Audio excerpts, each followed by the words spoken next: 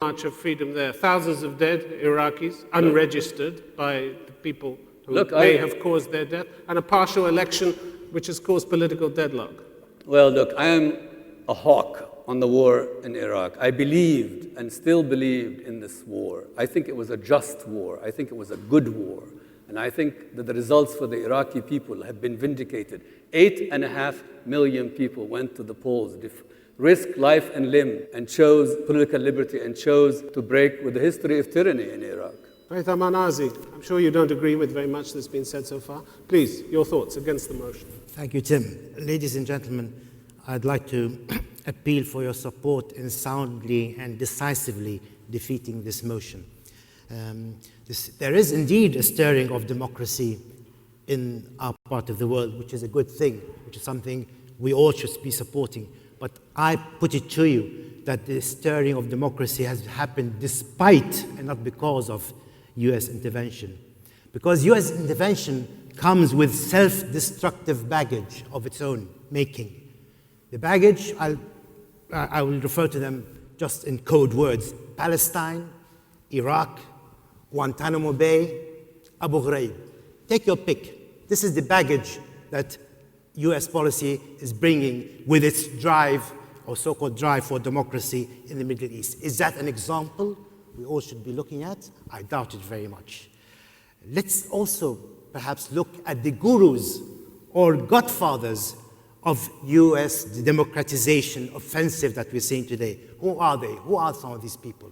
One of them, for example, who's supposed to have been the inspiring force behind George W. Bush, is Nathan Sharansky, the Israeli right-wing politician. Nathan Sharansky makes Sharon look moderate in terms of his support for Palestinian human rights, so to speak. We know all about what he's doing in Palestine, what he stands for in Palestine. He's against, for example, even the withdrawal from Gaza. Yet he is supposed to be helping George Bush or inspiring George W. Bush in his approach to democracy in the Middle East. How can you have people like that supposedly being your gurus in that campaign? The more the US beats the drum of democracy, the more precarious, I say to you, the position of advocates of democracy in the Middle East. It is like the kiss of death to Democrats in the Middle East who want to transform their countries. Because by association with the kind of people and forces we see in America, they are defeating their own cause. Look at, for example, the difference between the American approach and the EU approach to the question of democracy. The EU gives $1 billion a year to help reform and democratic change in the Middle East. But it doesn't make a brouhaha about it. It doesn't shout from the rooftops that that's what we're doing. It doesn't make that as part of some kind of strategic campaign in defense of its interests. That's how politics works in our part of the world, not the battering down and the forcing into submission of peoples and societies.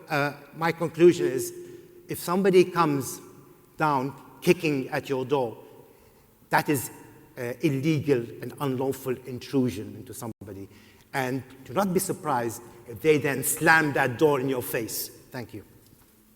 Thank you very much. Do you seriously think Hamas and Hezbollah would have been sitting down with an American delegation where Dr. Tamimi was present in Beirut if America hadn't shaken the tree in the region? Well, it depends. I believe it was more the Americans realizing what a force Hamas is and what Hezbollah is, rather than the other way around. But the meeting still took place. They have started to recognize that these are genuine expressions of a particular section of Palestinian and Lebanese society that cannot be ignored. Would a new Palestinian president, by the same token, have done more to curb militants in weeks than Yasser Arafat did in years if it hadn't been for American pressure in the region? Can I remind you that Yasser Arafat is was a democratically elected president of Palestine. So those and so claiming, was Mr. Abbas. And so was Mr. Abbas. Those claiming that we are in favor of democracy should not have dealt with Arafat and ostracized him and forced him to the position that he was forced into in the end. And you didn't see democracy with the Palestinian elections? Yes, but democracy didn't start now. There were Palestinian elections in 1996, democratic elections. Salameh Nematt. please, will you speak in favor of the motion? Yeah, well, I'd like to begin by saying that democracy is not an invention of George W. Bush. It's a humanitarian value, and it's a right for every human being. Now, I'd like to also begin by not what Bush is saying or he's promising for the region now, but I'd like to start by what he's done already in the first 4 years.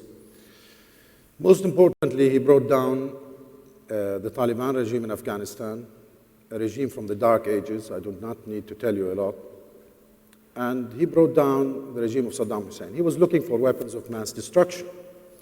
Now, what George Bush has missed, and it seems many people in the region, is that Saddam Hussein himself was the weapon of mass destruction, being responsible for the death of about 1 million people in his war with Iran, his invasion of Kuwait, his killing of his own people, and it's really